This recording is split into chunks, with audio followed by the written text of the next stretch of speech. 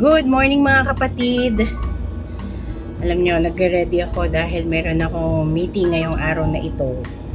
So, sasamantalahin ko itong opportunity na ito para subukan yung palagi kong sinusubukang aralin and hopefully mapagana ko na siya.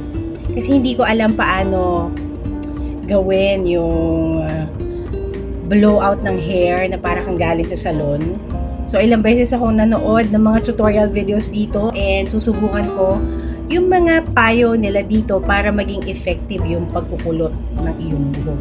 Dapat daw at least 80% ng buhok mo ay tuyo na. Okay? Heating gadget ay kailangan protection na natin ng ating buhok. This is from, again, Tresemme Extra Hold Shaping Mousse.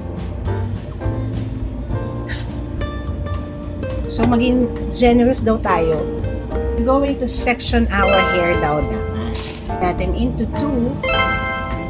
At meron ako ditong metal brush. Oy! Kumukulot! O, ito ba napanood ko? Dapat daw, bago mo i-curl yung hair mo sa roller, ipadaanin mo. Titignan ko na, hindi ko nakikita.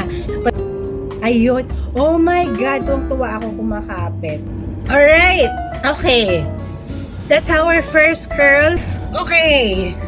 Hindi siya perfect. Pero the fact na umabot ako sa ganito, na naitaas ko lahat ng buko sa rollers, this is such a win for me. I'm happy, happy, happy. Hayaan mo na ito for 20 to 25 minutes. So, several minutes have elapsed.